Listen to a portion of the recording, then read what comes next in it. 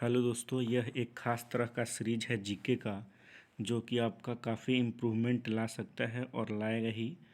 और ये इसमें 50 क्वेश्चन होंगे। मैक्सिमम हम लोग 10 मिनट लगभग समय लेंगे और इसमें सभी सब्जेक्ट से क्वेश्चन होंगे, जीके जीएस का, कंप्यूटर हो या फिर chemistry, physics, bio, history, geography, सभी का। इसमें टोटल 50 क्वेश्चन होगा, तो आप बने रहिए वीडियो में। देखते हैं कि कौन कौन से क्वेश्चन हैं। तो पहला क्वेश्चन है, ब्रॉन्ज एक मिश्र धातु है। ब्रॉन्ज जो है एक मिश्र धातु है, इसको इंग्लिश में एलॉय बोलते हैं। जो किसका कंपोनेंट है, किससे मिल के बना है, तो ये Cu और Sn। ऑप्शन नंबर डी जो है सही है। नेक्स्ट क्वेश्चन है, कंप्यूटर में रोम है। रोम बताना है कि वो किस तरह का डिवाइस है, अस्थाई डिवाइस है या अस्थाई डिवाइस है। तो आपका सही आंसर अस्थाई डिवाइस है। जो रोम होता है कंप्यूटर का, वो एक अस्थाई डिवाइस होता है। नेक्स्ट क्वेश्चन है इसमें कि प्रोटॉन तथा इलेक्ट्रॉन के द्रव्यमान का अनुपात क्या होगा। तो प्रोटॉन और द्रव्यमान का ये रेशियो का बात कर रहा है कि क्या होगा। तो क्वेश्चन का ऑप्शन ए नंबर ये टिक किया हुआ है, जो कि हमको लगता है कुछ कन्फ्यूजन इसमें। तो 3 नंबर आप लोग खुद देख लीजिएगा या कमेंट्स में हम आप लोग को बताएंगे इसका आंसर। 4 नंबर क्वेश्चन ये है कि आधुनिक ओलंपिक खेलों का सर्वप्रथम आयोजन कब हुआ था। तो आधुनिक ओलंपिक खेलों का सर्वप्रथम आयोजन हुआ था, आपका डी नंबर ऑप्शन सही है। इसका आयोजन 1896 में हुआ था इसका। तो 4 नंबर का डी हो गया। नेक्स्ट क्वेश्चन है 5 नंबर, पर्वत का निर्माण का संवहनिक तरंग सिद्धांत प्रतिपादन किया था। मतलब पर्वत का जो निर्माण होता है, जैसे हिमालय हो गया, अभी आप लोग को फिलहाल पता होगा कुछ उसका हाइट बढ़ चुका है। तो इस तरह से रिलेटेड कोई प्रिंसिपल दिया था जिनका नाम है होम्स ने दिया था, पर्वत निर्माण का संवहनीय तरंग सिद्धांत प्रतिपादक। जो भी क्वेश्चन है इसमें सभी न किसी एग्ज़ाम में ये रिपीटेड क्वेश्चन है, बहुत बार आया हुआ है और मस्ट इम्पोर्टेंट क्वेश्चन है। और आप लोग सपोर्ट कीजिए, ये डेली एक सीरीज मैं लेके आऊँगा, 50 क्वेश्चन का होगा। और आगे मैं बताऊँगा, लास्ट में बताऊँगा कि मैथ और रीजनिंग के भी इस तरह का सीरीज डेली लेकर आऊँगा, जिसमें 30 क्वेश्चन होगा, 20 क्वेश्चन होगा मैथ से और 10 क्वेश्चन होगा रीजनिंग से।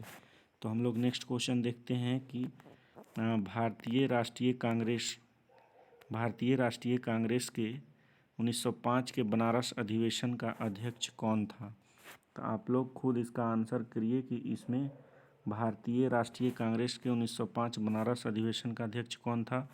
गोपाल कृष्ण गोखले। ऑप्शन नंबर हमारा सी होगा, गोपाल कृष्ण गोखले। दादा भाई नौरोजी जो थे एकमात्र पार्शियन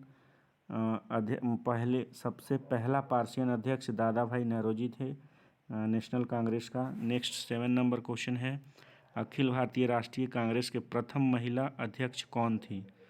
तो एनी बेसेंट थी। प्रथम महिला अध्यक्ष पूछ रहा है, तो यहाँ पे हम लोग को ध्यान रखना है कि ये भारतीय महिला अध्यक्ष नहीं पूछ रहा है। जब भारतीय पूछेगा तो हम लोग का आंसर जो होगा सरोजनी नायडू ये होगा।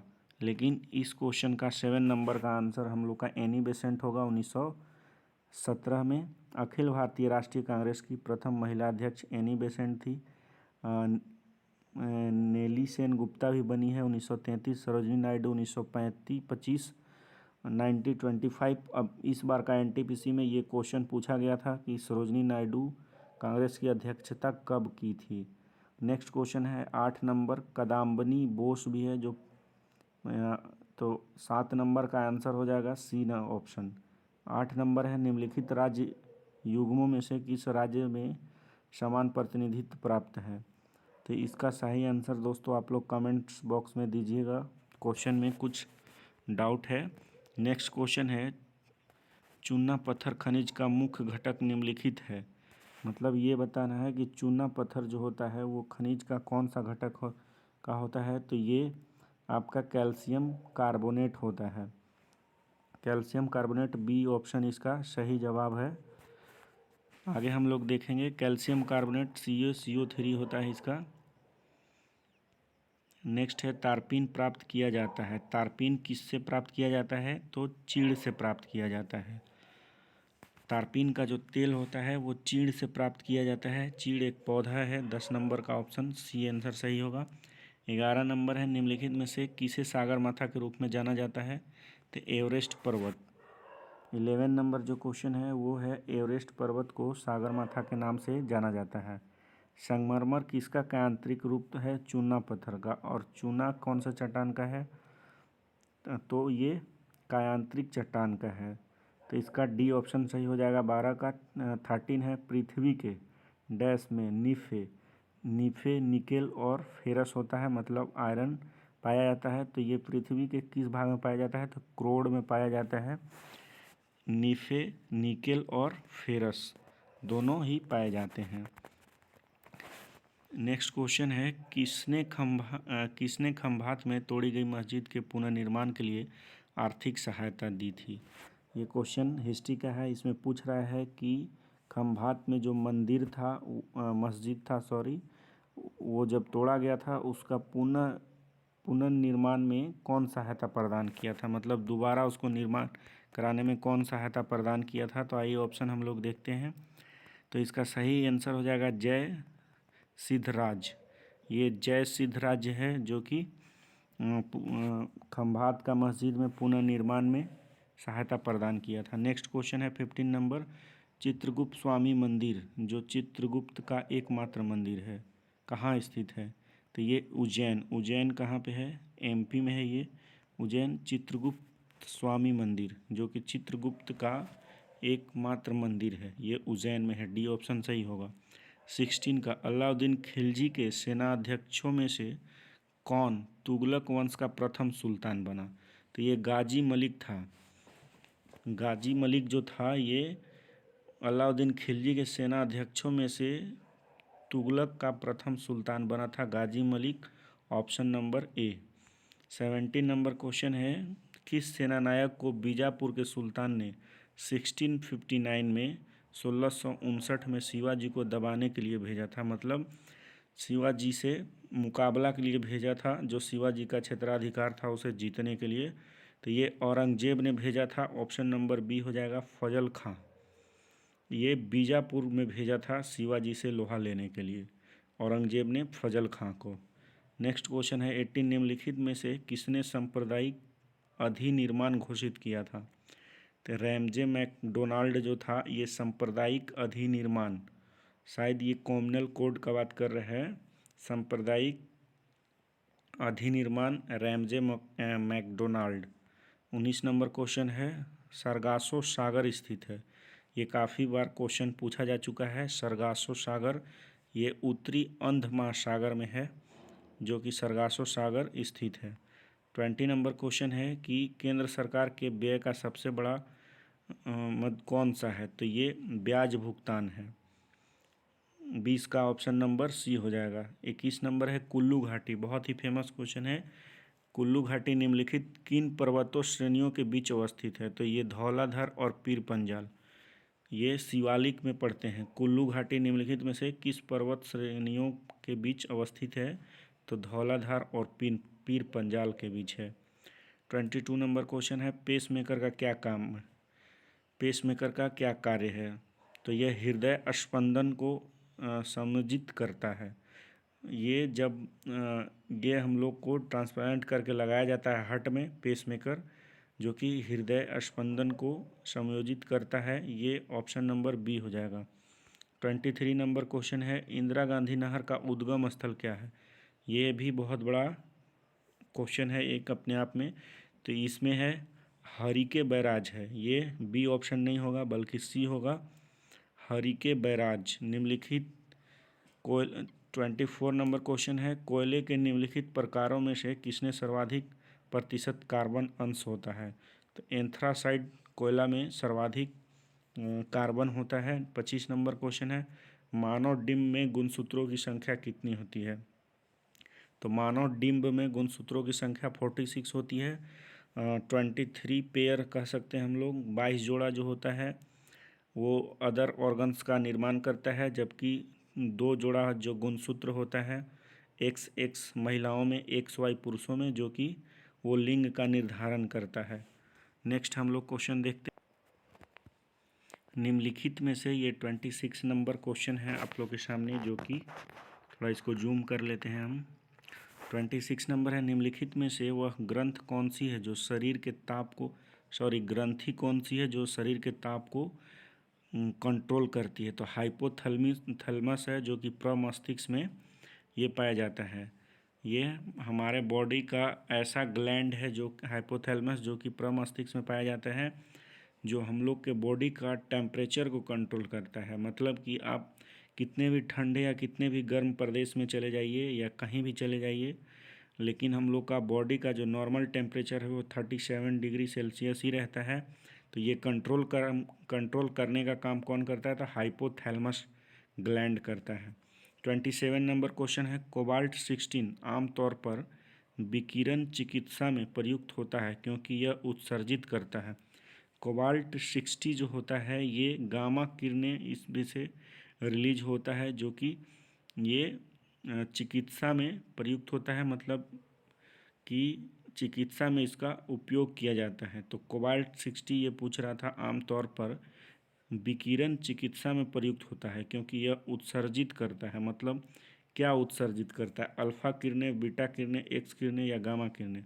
तो गामा किरणें उत्सर्जित करता है ये। नेक्स्ट क्वेश्चन है, नेत्रदान में प्रदत्तता की आँख के कौन सा भाग का उपयोग किया जाता है? मतलब जो आप अपने आई को डोनेट करते हो तो उसमें कौन से भाग का यूज किया जाता है दूसरे में, जिस व्यक्ति को आप डोनेट किए हो उसके लिए? तो कॉर्निया का यूज किया जाता है, सी ऑप्शन।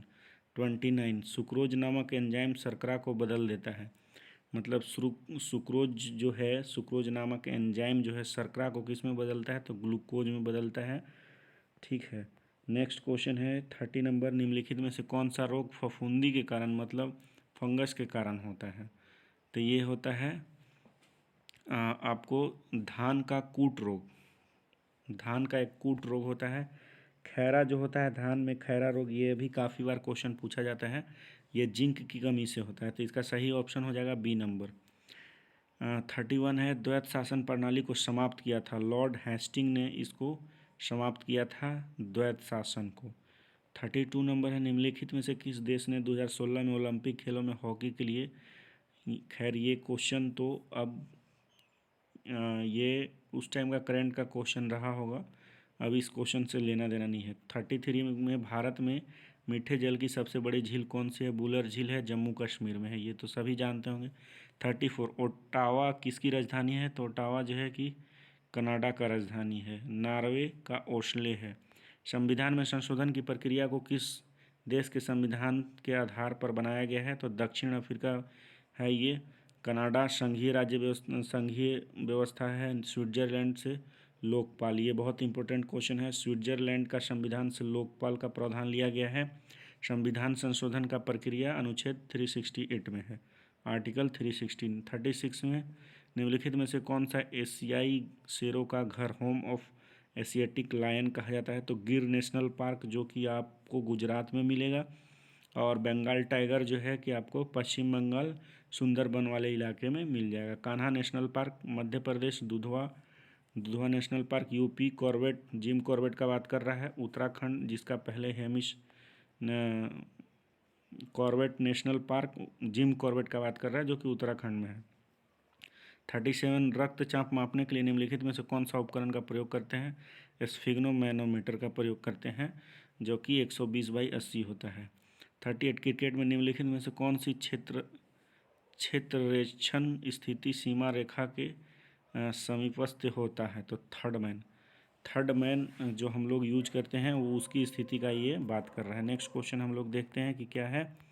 तो आप लोग को नेक्स्ट क्वेश्चन देखने के लिए मिलेगा, जब चींटियाँ काटती हैं तो वो अंतक्षेपित करती है, मतलब कि कौन सा अम्ल आपको आपके बॉडी के अंदर इंजेक्ट कर देती है? तो फॉर्मिक अम्ल। भारत में हरित क्रांति का आगमन किस योजना के दौरान हुआ था? तो ये वार्षिक योजना के दौरान हुआ था, ये आपका हरित क्रांति का आगमन। 41 क्वेश्चन है, खंड जिसको ब्लॉक स्तर पर पंचायती समिति प्रशासनिक प्राधिकरण है। मतलब ये क्वेश्चन कह रहा है कि खंड जो है कि ब्लॉक स्तर पे पंचायती समिति जो होता है वो प्रशासनिक प्राधिकरण है। 42 नंबर है, कैमरे में किस प्रकार का लेंस का उपयोग किया जाता है? तो उत्तल लेंस का किया जाता है। अशोक मेहता कमेटी जो था जिसने पंचायती राज की कार्यप्रणाली का पुनः निरीक्षण किया था ने पुनः निरीक्षण किया ने किस व्यवस्था की संस्तुति पे की, मतलब 2 स्तरीय, जैसे कि मतलब हम लोग के यहाँ पे त्रिस्तरीय पंचायती राज व्यवस्था हो गया, फिर हो गया आपका राज्य स्तरीय, फिर केंद्र स्तरीय, 3 स्तर पे हम लोग का काम करता है। लेकिन वो बलवंत राय मेहता समिति था, ये अशोक राय मेहता समिति है। तो इन्होंने 2 स्तरीय व्यवस्था का सुझाव दिया था, तो ऑप्शन नंबर बी सही हो जाएगा। नेक्स्ट क्वेश्चन है 44, पाचन नाल का कौन सा अंग लाल रक्त कणिकाओं का मरघट के नाम से जाना जाता है? दोस्तों स्प्लीन प्लीहा का नाम आप लोग सुने होंगे। एक्चुअली इसके बारे में थोड़ा सा बताना चाहते हैं, खैर टाइम निकला जा रहा है बहुत, 15-16 मिनट का वीडियो ये लंबा हो गया। लेकिन ये स्प्लीन या प्लीहा कभी आपने सोचा है कि क्यों कहा जाता है लाल रक्त कणिकाओं का मरघट या कब्रगाह, इस तरह से बहुत सारे नाम हैं। तो बॉडी में जो ब्लड होता है वो एक प्रकार का सेल है, blood is a type of cell, लेकिन इसमें लाइसोजाइम नहीं पाया जाता है और बाकी सेल में पाए जाते हैं। तो जब हमारा सेल फिजिकली या केमिकली जब डैमेज होता है तो वो हमारे सेल को लाइसोजाइम डाइजेस्ट कर जाते हैं, लेकिन ब्लड में ये नहीं पाए जाते हैं। तो अगर आप सपोज कीजिए कि आपका ब्लड कहीं का किसी कारणवश बॉडी का ख़राब हो गया, अगर वो सेल ब्लड सेल ख़राब हो गया तो उसको डाइजेस्ट कौन करेगा? क्योंकि अगर वो बॉडी में रहेगा तो बहुत सारे अपशिष्ट जमा हो जाएंगे जिसके कारण बहुत सारी बीमारियां होंगी, तो वो स्प्लीन में जाकर जमा हो जाते हैं। तो इसीलिए उसको ब्लड बैंक भी कहते हैं, क्योंकि ब्लड वहीं पे जमा होते हैं और आरबीसी जब डेड हो जाता है तो वहीं पे जाके रह जाता है। 45 नंबर क्वेश्चन है, बिहार राष्ट्रभाषा परिषद गठन पटना का गठन कब हुआ था? तो ये आप लोग खुद देखिएगा, हमको भी कन्फ्यूजन है। 46, बिहार का वह जिला जिसकी सीमा नेपाल एवं उत्तर प्रदेश दोनों को स्पर्श करती है, तो पश्चिमी चंपारण। 47, जब कोई द्रव्यमान किसी तल में घूर्णन करती है तो उसका कोणीय संवेग दिष्ट होता है, मतलब द्रव्यमान किसी तल में घूर्णन करती है तो उसका कोणीय संवेग क्या होता है? तो घूर्णन तल के लंबवत होता है, मतलब जिधर वो घूम रहा है उसके बेस का परपेंडिकुलर रेखा के अनुदिश होगा ये। 48 नंबर क्वेश्चन है, खाद्य पदार्थों का संरक्षण के लिए बेंजोइक अम्ल, मतलब बहुत सारे जो फूड मटेरियल हैं उसको स्टोर करने के लिए बेंजोइक एसिड का यूज करते हैं। 49 नंबर क्वेश्चन है, भारत के द्वितीय राष्ट्रपति कौन थे? तो एस राधाकृष्णन थे, 1954 में वो बने थे। 50 नंबर क्वेश्चन है, अंतर्राष्ट्रीय ओलंपिक समिति की पहली महिला भारतीय सदस्य बनने का गौरव किसने प्राप्त किया? तो ये है नीता अंबानी। ये आपका 50 प्रश्न है। दोस्तों आप सभी जो हैं कि सपोर्ट कीजिए, सब्सक्राइब कीजिए, लाइक कीजिए, कमेंट्स करके बताइए क्या इम्प्रूवमेंट लाना चाहिए। पढ़ने के लिए तो आप सभी कहीं से भी पढ़ सकते हैं, लेकिन रिवीजन बहुत ज़रूरी है, जो कि मैं डेली एक सीरीज मैथ का और जीएस का लाता रहूँगा। आप लोग को मैं मैथ का सीरीज दिखाना चाहता हूँ, वो भी देखिए। इस तरह से आप लोग का मैथ का भी सीरीज होगा जिसमें 10 रीजनिंग भी होगा। ये क्वेश्चन आप देख सकते हैं, तो आप सपोर्ट करें, मैं इस सीरीज को भी लाऊंगा और आप ये इससे रिवीजन कर सकते हैं जिससे कि काफ़ी ज़्यादा आप लोग का इम्प्रूवमेंट होगा। Okay, thank you.